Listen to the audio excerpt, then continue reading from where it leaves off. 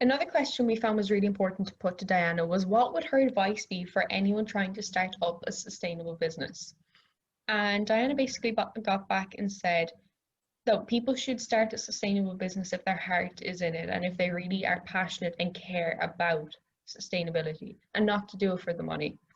Because if you really are passionate about it, she says you'll find a way to make it work. Whereas people who are only kind of starting a sustainable line or a sustainable business for the brand, like for the label of sustainable, they don't care as much about it. And then if things start to go downhill, they scrap it straight away. Whereas people who are passionate find a way to make it work.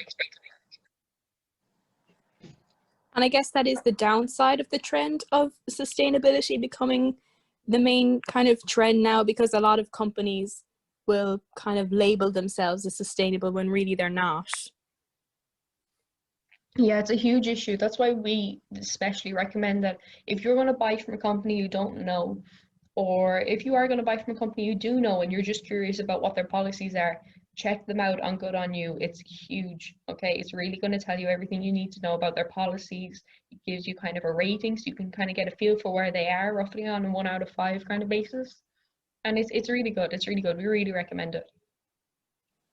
Yeah, I think that's really a really good point. And also, Diana said that she definitely advised for a sustainable business to not kind of follow the crowd, but to find something that is missing and to find something that people aren't seeing, in a new, fresh take on sustainability, that don't feel like because maybe you are aware of sustainable businesses that are one kind of way, that you have to do the same way, that to be original and to ask your suppliers questions, and that if you are ultimately transparent with consumers, your brand will gain trust.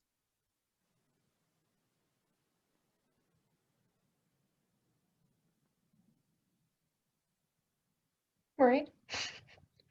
Wait, is the next, wait. This is you. Oh my god, yes, sorry. I was looking at the wrong question. Okay.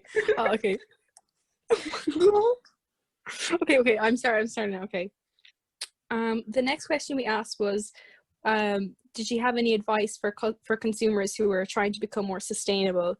And again, the main point was definitely less is more, definitely minimize, and don't shop on impulse. So that kind of comes back to thinking before you buy. Always think before you buy.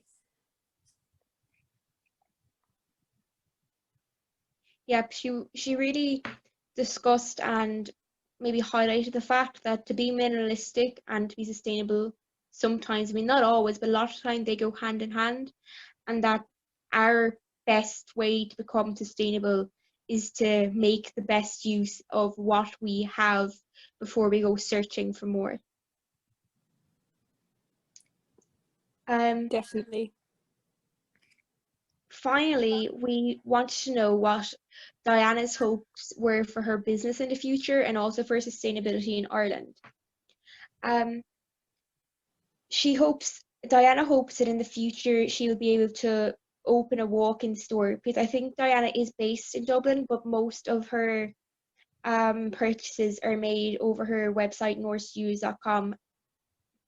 Most of her purchases are made over her website northstudios.ie, and that through this she hopes to be able to meet people that share the same views to her, as well as be able to educate people as to the benefits of sustainability. She also hopes to find more small shops in Ireland selling pre-loved items in the future, and Irish pre-loved items and Irish made clothes as well, that the market will really just grow.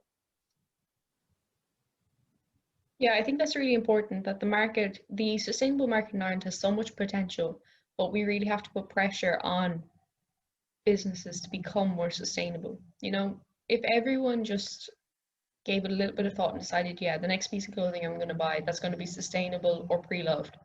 Like, can you imagine how many people would come away with a better choice of the environment, but for themselves as well? There's something about sustainable fashion. I mean, you support a good cause, you get a good feeling after it. That's why so many people support charities. But the same is true for sustainability. So I think it's a huge market for sustainable fashion in Ireland, and it really just needs to be explored further. It really does have so much potential. Like, you know, we do have a lot of potential for materials in Ireland, like definitely sheepskin, wool and all that. Ireland is huge for that already.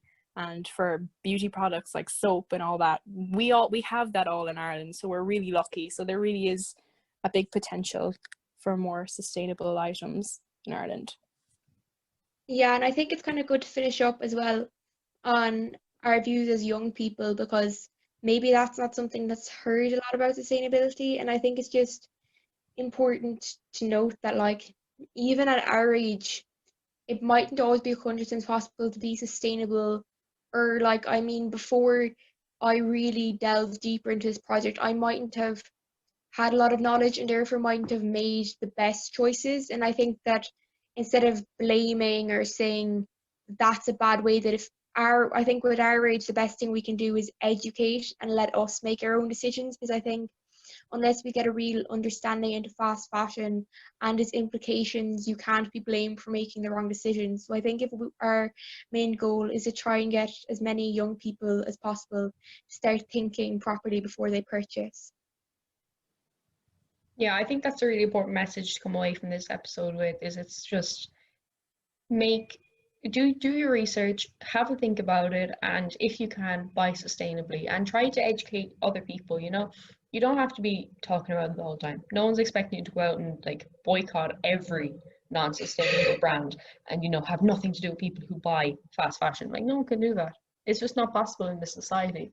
But if 1 in 5 items that you buy was sustainable or secondhand, that would have a huge impact on the environment. It really would. And it would have a huge impact on the people around you. It would have a huge impact on the people who make those clothes. It would be brilliant for the world all around. Like, fast fashion affects so many more places than we would think.